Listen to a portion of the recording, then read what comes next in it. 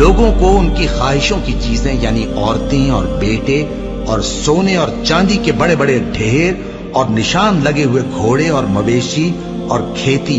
بڑی زینت دار معلوم ہوتی ہیں، مگر یہ سب دنیا ہی کی زندگی کے سامان ہیں اور اللہ کے پاس بہت اچھا ٹھکانہ ہے۔ اے پیغمبر ان سے کہو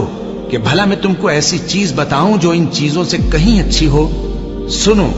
جو لوگ پرہیزگار ہیں ان کے لیے اللہ کے ہاں باغات بہشت ہیں جن کے نیچے نہریں بہ رہی ہیں، ان میں وہ ہمیشہ رہیں گے،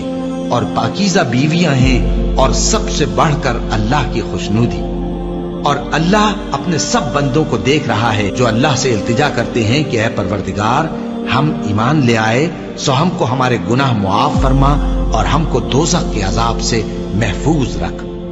یہ وہ لوگ ہیں جو مشکلات میں صبر کرتے اور سچ بولتے اور عبادت میں لگے رہتے اور نیکی میں خرچ کرتے اور اوقات سحر میں گناہوں کی معافی مانگا کرتے ہیں۔ اللہ تو اس بات کی گواہی دیتا ہے کہ اس کے سوا کوئی معبود نہیں، اس حال میں کہ وہ انصاف کا حاکم ہے، اور فرشتے اور علم والے بھی گواہی دیتے ہیں کہ اس غالب حکمت والے کے سوا کوئی لائق عبادت نہیں۔